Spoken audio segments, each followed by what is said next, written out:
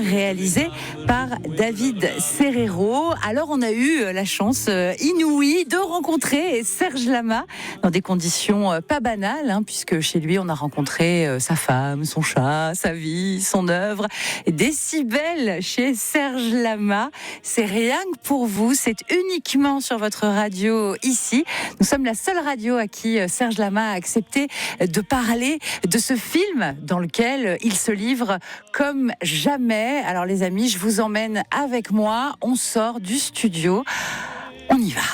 Bonsoir Serge. Bonsoir. Merci beaucoup de nous accueillir. Je vous en prie. Je vois qu'il y a un sacré gang autour de vous.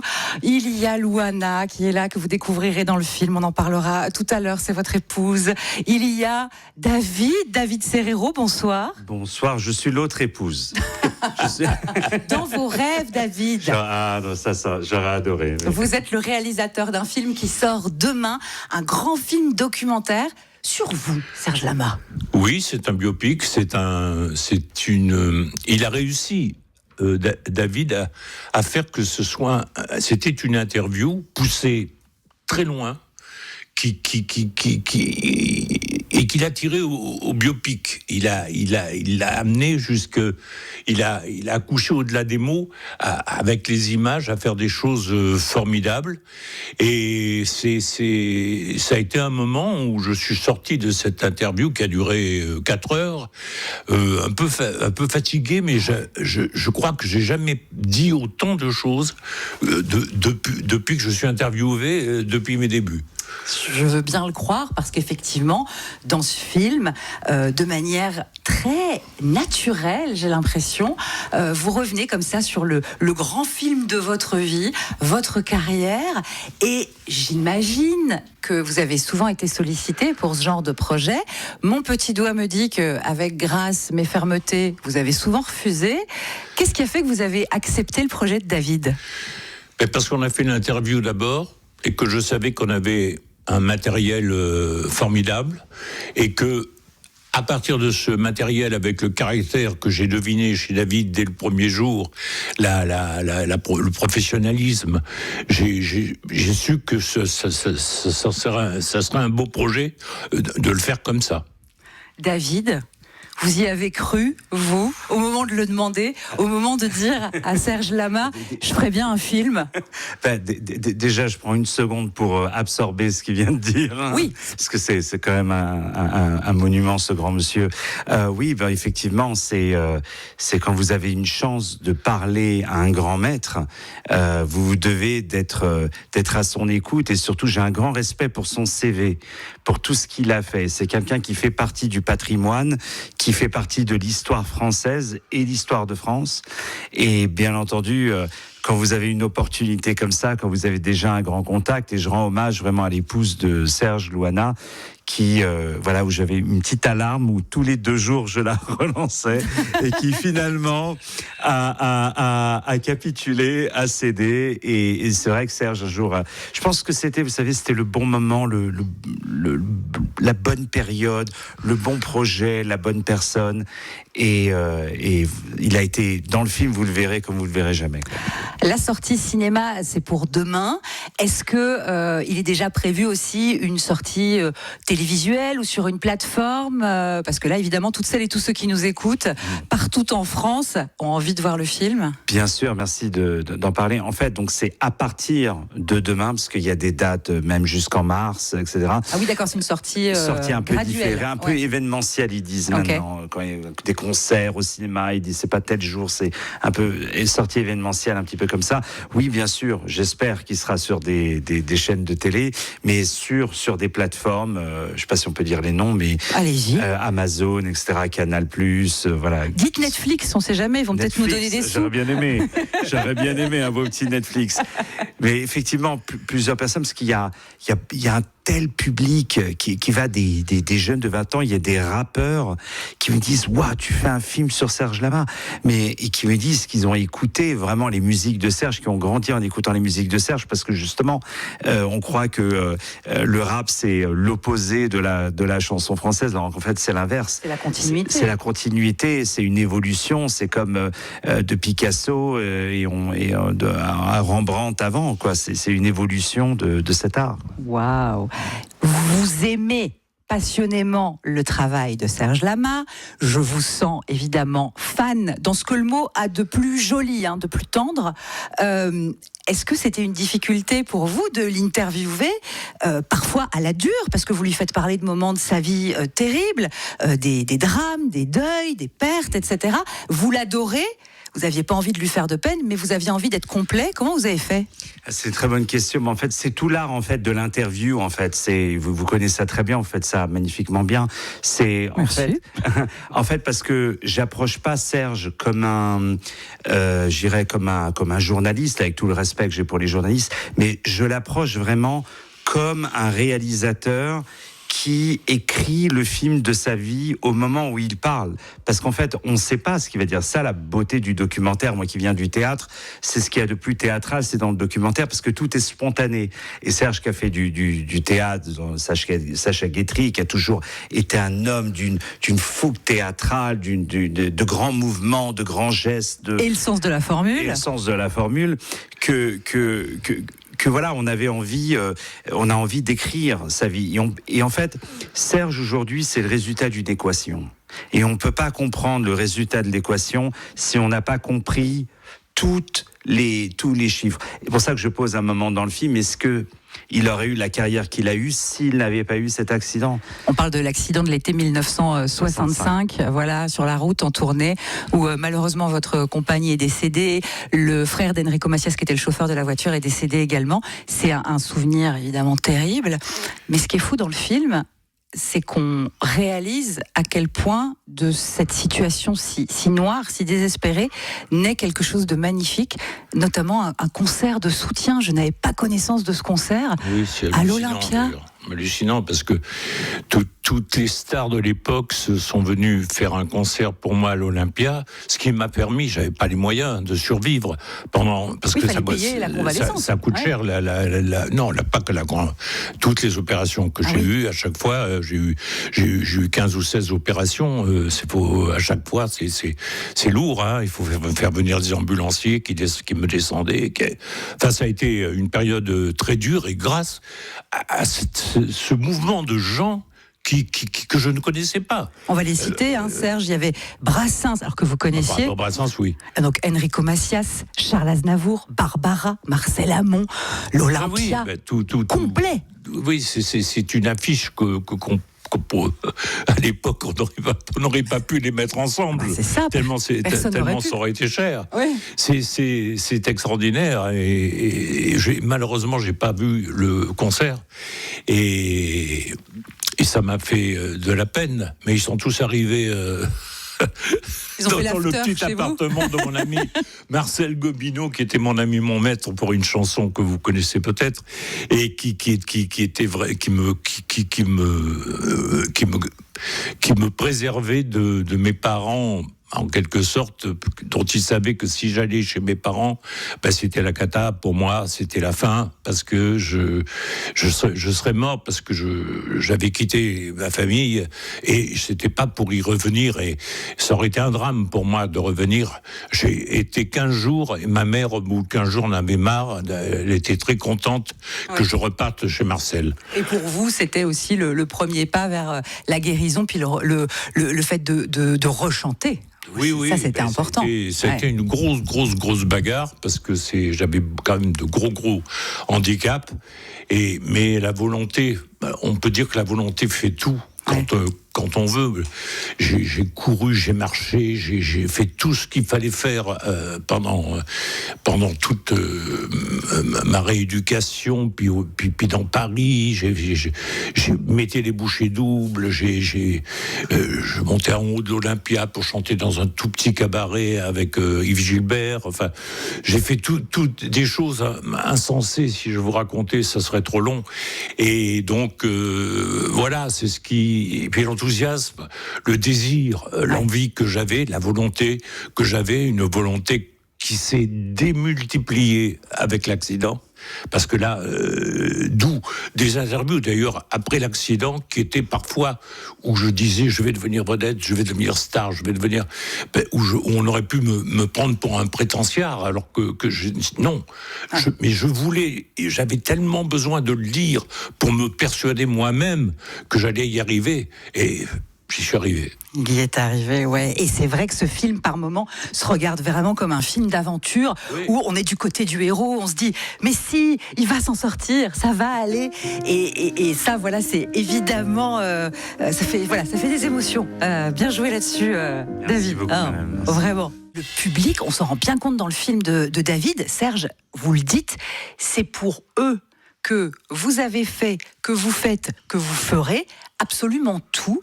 Donc ils n'ont pas la parole, mais ils sont là vraiment dans le film. Est-ce que vous pouvez tenter de m'expliquer votre relation quasi amoureuse avec le public ? C'est une passion, vous savez, c'est comme une passion dans la vie. J'ai la passion des gens, déjà, j'aime les gens, et j'ai la passion de ce public qui est pas obligé de venir. Tous les soirs, on est étonné qu'ils soient là, parce que ils sont pas obligés, ils payent les places, et c'est dur pour eux, et ils viennent, et là, vous avez tout à leur donner et tout à leur apporter. C'est mystérieux, cette sorte d'entente qu'il y a entre celui qui fait et ceux qui écoutent et qui entendent et qui applaudissent. C'est une sorte de mystère très grand, mais qui est magnifique. J'ai l'impression, en vous écoutant là et en me rappelant de vos paroles dans le film, presque vous aimez plus le public que la musique. Je croyais que vous alliez dire que le métier. Alors que le métier, ça je m'en doute un peu. Alors oui, que le métier, oui. Ouais, et que la musique. Et que la musique, c'est-à-dire... Une chanson. Est-ce que vous aimez plus parlons de satisfaction. J'aime écrire. Je suis jamais satisfait forcément, comme tous les chanteurs vous le diront, ouais, de ce que j'écris, mais à l'arrivée, quand je donne au public, c'est le public qui décide. Et donc, c'est le public qui gagne la partie à tous les niveaux. Pour moi, à mes yeux, sans le public, tous autant qu'on est, et tous les gens d'ailleurs qui sont dans ce docu, sans le public, il serait rien. C'est le public qui décide même un homme de télévision comme Nikos, même lui, c'est le public qui a fait ce qu'il est, et on doit tous être reconnaissants à ces braves gens qui viennent vous applaudir ou vous regarder à la télévision, et c'est un mystère extrêmement grand que tout ça. Je trouve que, si je peux pas juste ajouter un mot par rapport à ça, c'est que je trouve que les musiques de Serge, les paroles de Serge, c'est pour moi une plateforme pour montrer tout son amour. Je parle en mon nom, je parle pas au nom de Serge, mais je trouve que c'est une plateforme de l'amour qu'il a envers le public, parce que la façon avec laquelle il a démarré son métier n'a rien à voir avec les chanteurs d'aujourd'hui. C'est justement, les chanteurs d'aujourd'hui n'ont pas l'art et le travail avec le cabaret ou ces choses-là. Il a démarré au cabaret. Vous avez, comme il dit Patrick Sébastien, 5 personnes qui t'écoutent pas. Il dit ça dans le film, c'est très vrai. Il a appris à monter, à descendre, à revenir. On en parlait juste avant que vous arriviez, à des tunnels. Donc, à conquérir en permanence, parce que sur une carrière aussi longue que la mienne, rien n'est jamais acquis. C'est toujours une conquête permanente. c'est-à-dire que vous avez des zones plates, des zones formidables, des zones plates, des zones formidables, et une carrière de 60 et quelques années comme la mienne, c'est comme ça. Mais néanmoins, je faisais quand même des 250 et des 300 dates par an. Alors, le public que je le rencontrais, et c'est comme ça que je l'ai conquis et conservé, parce que ils venaient me voir et puis du coup ils achetaient mes disques. Et puis ils en avaient aussi pour leur argent quand ils allaient vous voir sur scène. Il y a le témoignage, alors son nom m'échappe, mais vous allez le retrouver, de votre accordéoniste sur la Serge Thomasy, voilà, qui dit que il a fait 500 concerts avec vous, 500 fois la même chanson, jamais la même version. Oui, oui. Vous avez fait ça toute votre carrière, réinventer vos titres, vous renouvelez chaque soir, il n'y a pas une once de paresse en vous. Non, c'est ma nature. Puis vous savez, le public est différent tous les soirs et il faut que nous soyons à l'aune de ce qu'on ressent du public. Le public n'est pas pareil un soir sur l'autre et vous êtes différent grâce et à cause du public. Donc, oui, puis il y a le bonheur il y a 2 jours, deux ou trois façons de chanter une chanson. Ouais. Et il faut, selon le public, vous chantez comme ça ce soir-là, puis comme ça un autre soir, et puis encore une autre façon un autre soir. Alors tout ça, ça se travaille, ça c'est à l'intérieur de vous, et c'est l'instinct. Moi, je suis un mec d'instinct. Moi, j'ai toujours travaillé avec l'instinct, là, un truc qui me pousse, quoi. Ouais, c'est de la chanson artisanale, pas industrielle. C'est ça. C'est ça, hein. Ah oui, mais ça s'entend. Du made in home. Fait à la maison. Cher Serge, dans ce film, il y a des artistes qui viennent parler de vous, des amis. Il y a Michel Drucker, il y a Carla Bruni, et il y a Lara Fabian qui pose une très bonne question. Lara se demande si vous avez conscience de l'influence immense que vous avez sur la chanson française dans tout ce qu'elle a de plus divers. Est-ce que vous avez conscience de ça ? Alors je vous réponds tout de suite non. J'ai pas conscience. Là, je vois que le métier m'a rendu plusieurs hommages extraordinaire depuis 6 mois. Alors j'ai conscience donc qu'il a dû se passer quelque chose, mais j'ai du mal à avoir conscience de ça. Et heureusement, parce que sinon, ça serait, à mon âge, c'est pas trop grave, mais ça serait quand même un peu catastrophique. D'avoir le melon, oui, maintenant, en même temps, ce serait dommage. Ça serait un peu tard. Oui, pour avoir le melon, oui. oui. Ce serait dommage, mais Lara Fabian et tout un tas d'autres artistes vous citent systématiquement, et c'est vrai ce que David disait, vos paroles, votre écriture, forcément ça parle à des rappeurs. Dans le documentaire, on vous entend dire que vous êtes irrémédiablement auteur. C'est ça votre premier métier ? Oui, c'est ça mon premier métier. Je suis un auteur classique. Je suis un auteur j'ai refusé de me laisser mener par la mode de l'époque, hein, qui était au rock, à tout ça. J'ai dit, moi, j'ai pas ma place là-dedans, je peux pas. Alors j'ai continué à labourer mon chant de vieux paysan, du texte français, de la chanson française, de la beauté des mots, de la résonance, des sujets aussi qui étaient parfois borderline, mais c'était aussi dans mon tempérament, parce que j'étais comme ça. C'est le rôle des poètes, hein, et donc voilà, donc je crois que j'ai fait tout ce que j'ai pu dans l'écriture à mon niveau, quoi. Bon on a vérifié, non, Serge Lama n'a pas le melon. Attendez, je tente un truc. Serge Lama, 60 ans de carrière, 25 millions d'albums vendus, 1 million de spectateurs pour votre comédie musicale Napoléon. Toujours pas le melon ? Non, j'ai eu un peu le melon pendant Napoléon. C'est parce que ça a été un événement tellement incroyable que tout le monde venait me chercher, tout le monde venait, jamais personne n'était venu me chercher comme ça. Et j'ai eu un poil, ça a monté là, mais c'est redescendu très vite parce que c'est pas dans ma nature d'avoir le melon. Je suis trop lucide. C'était à cause du personnage aussi, oui, Napoléon Bonaparte. C'est un personnage qui est lourd à porter. Oui, c'est pas un personnage anodin, c'est quelqu'un qui vous laisse des traces. et qui vous poursuit même, je dirais. C'est quelqu'un qui vous court après. Alors voilà, c'est comme ça. Je suis passé, mais je m'en suis sorti.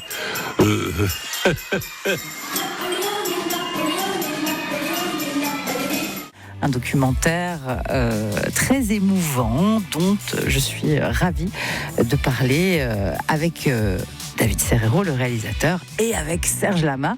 C'est un grand moment pour moi, hein. C'était la première fois que je rencontrais Serge Lama. Allez, on y retourne. Il y a une exclue dans votre film, David.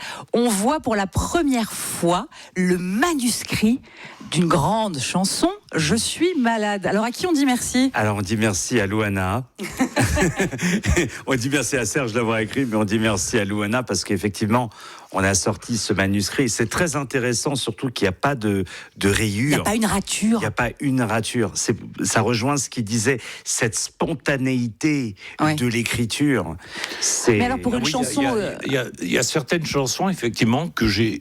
pas toutes, hein, mais que j'ai écrites d'un G, on peut dire, quasiment d'un G. Et Je suis malade en fait partie. D'aventure en aventure en fait partie. Et il y en a comme ça une dizaine, une quinzaine. C'est parce que j'avais la plume facile. Et puis quand j'avais une idée, que j'étais pressé parce que j'avais quelque chose à faire. C'est souvent ça qui poussait. J'écrivais et je me posais pas de questions, donc j'écrivais bien. Quand je me pose des questions, j'écris plus lentement. Ouais. Les questions vous empêchent d'avancer. Alors, il vaut mieux trouver les réponses. Alors, ceci dit, Je suis malade, c'est fou, parce qu'évidemment, tout le monde la connaît. On est content quand le moment du film arrive pour parler de Je suis malade. Oh, il y a votre chat qui est arrivé, Serge. Comment il s'appelle ? Il s'appelle Esprit. Esprit, salut. Qu'est-ce qu'il est beau ? Mais on l'appelle Pichou. Ouais. C'est moins chic, mais c'est plus mignon. Mon ex m'appelait comme ça, Pichou. Pichou. Ah, oui. Alors, comme mais Pichou. T'as combien d'ex, toi ? Avant toi, j'en avais pas. Ça fait plaisir d'avoir votre complicité. Je me permets juste de dire un petit truc, mais j'ai tellement d'amour pour ce monsieur. Mais j'aimerais tellement, vous avez posé une question exceptionnelle quand vous dites, est-ce que vous vous rendez compte ? C'est Lara. C'est la question de Lara Fabian. Je crois qu'il ne se rend pas compte. Non. Mais moi non plus, parce que sinon jamais je peux faire un film sur ce monsieur. Mais j'ai tellement d'amour pour ce monsieur, de respect et d'admiration pour ce monsieur que voilà, c'est juste extraordinaire, quoi. Donc le chat, là, je vois, il est tombé, il me fait un petit peu. Vous avez rendu un homme heureux, Serge, en acceptant ce film. Hein. Oui, mais j'en suis content. Mais il faut se rendre compte sans se rendre compte. Tout est là, parce que c'est toute la difficulté est d'être à la fois spontané et d'être à la fois travailleur, bosseur, et arriver à cet équilibre entre la spontanéité et l'exigence, soit pour l'écriture, soit pour chanter dans un disque. Quand on fait des prises, c'est pour ça que mes disques sont moins bons que moi sur scène, parce que je chante dans un canevas, on est pris dans un prisme on est obligé de chanter droit, on est obligé de chanter vous voyez, Je suis malade, j'ai fait une prise. Donc Je suis malade, c'est vraiment écrit d'un coup, et j'ai fait une prise dans le studio, et elle a été bonne tout de suite. Et elle a changé 3 carrières. La vôtre, celle de Dalida, celle de Lara Fabian. Exact. Donc, là, il y a de la magie, là. Dans cette chanson, il y a sans doute une sorte de magie qui me dépasse. Hein. Ouais. Parce que moi, je n'ai fait que l'écrire.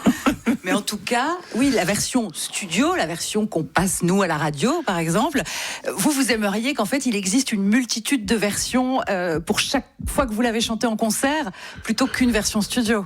Ah non, que je suis assez contente de la façon dont j'ai chanté Je suis malade en studio. J'étais avec les musiciens, il y avait tout le monde.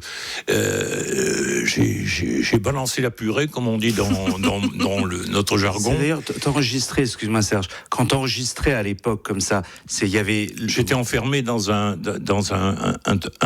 petit... Une cabine. C'était avec l'orchestre en live ou c'était d'abord l'orchestre qui enregistrait et après toi tu faisais la voix? Je suis malade, je vais faire musique en live, et moi en live. Et la prise, Jean-Claude Petit était là, il a dit OK. Quand Jean-Claude Petit lève le doigt, c'est que c'est parce que c'est un... Oui. Ouais, voilà. Alors... donc en fait, c'est une version une seule concert, version, voilà. Sans public, mais en concert. Fallait pas perdre la bande. Je dis ça parce que ça arrive. Vous voulez que je vous dise, moi non plus, faut pas que je perde la bande, parce que là, je vois que c'est la fin de ce moment qu'on passe ensemble. Et si je rentre à la radio et que j'ai oublié la bande, eh ben, ça va mal se passer. Hein. Oh là là, je vous jure. J'avais juste une dernière question pour tous les deux. Avec ce film donc qui sort demain. Une pour vous, David. Le noir et blanc. Vous utilisez le noir et blanc d'une manière très spécifique. Serge parle pendant le film, c'est entrecoupé d'images, quelques archives, les interviews des gens que nous avons cités. Il est en noir et blanc et à la fin, bim, Technicolor pour adresser un message au public. Comment vous avez eu cette idée et qu'est-ce que ça veut dire? Absolument. Et il revient en noir et blanc à la fin. Oui. En fait, moi, quand je fais vraiment un film, je me dis pas, je vais faire le film comme ça, et je vais faire comme ça, et comme ça, et comme ça. C'est toujours une des conversations qu'on a au début d'un film, c'est comment est-ce que tu vois le film? Je peux pas savoir tant que je l'ai pas fait. Pourquoi? Parce que si je le fais comme ça, c'est-à-dire que je peux le décrire. Si je peux le décrire, c'est-à-dire qu'il existe déjà et qu'il ressemble à ça et à ça et à ça. Comme, vous voyez, les réponses qu'on vous donne, on ne sait pas à l'avance. Donc, c'est ça qui est extraordinaire. Donc, j'ai fait ce qui était pour moi le mieux à ce moment-là. Surtout que Serge, de la façon avec laquelle il nous raconte cette histoire, il nous plonge dans ce monde que j'appelle « Il était une fois ». Vous voyez, il nous amène vers cette nostalgie. On traverse, oui, depuis les années 60 jusqu'à aujourd'hui. Jusqu'à aujourd'hui, il nous amène vers ça. Et il a ce que j'appelle, et que j'essaye d'avoir, c'est l'élégance des gens bien élevés. Donc c'était pas, vous voyez, un film un peu vous voyez, avec des effets spéciaux qui viennent de partout, mais c'était un film qui lui ressemblait. C'était pas Star Wars. Voilà, c'était pas Star Wars, voilà. Mais c'est vrai que le noir et blanc avec l'écriture comme ça un peu sobre lui ressemblait. Ouais. Et à la fin, c'était presque, il sortait un peu de cette, entre guillemets, bulle où il nous raconte cette histoire, où il s'exprime auprès du public d'aujourd'hui. Ce public d'hier, d'aujourd'hui, peut-être de demain, d'ailleurs, et de demain, excusez-moi. Et après, il revient pour nous laisser partir, et on découvre d'ailleurs des petites choses. Ah oui, il faut regarder vraiment jusqu'à la fin. Il y a plein de trucs écrits dans le générique. On sent que David, il voulait faire 12 épisodes. Ah non, mais il y a quoi faire 10 films sur sa vie. Hein. En tout cas, celui qui sort demain, je vous le recommande. Merci. Serge, la dernière question, elle est pour vous. À la fin, vous vous adressez au public et vous dites: je vous remercie de penser à moi un peu de temps en temps. J'ai trouvé ça très beau, très humble et très touchant. C'est vraiment comme ça que vous envisagez le rapport avec le public aujourd'hui. Vous pensez à eux un peu de temps en temps? Oui, je pense à eux un peu de temps en temps, et c'est ce que j'ai de plus chaud en moi dans une période où on est plus âgé, tout est derrière. Je ferai plus de scène parce que je peux plus, et donc oui, c'est ce que je ressens profondément. Le public m'apporte encore par écho quelque chose de très fort. Merci beaucoup. Un écho d'amour. C'est beau comme tout. Merci beaucoup. Le film sort demain, sobrement intitulé.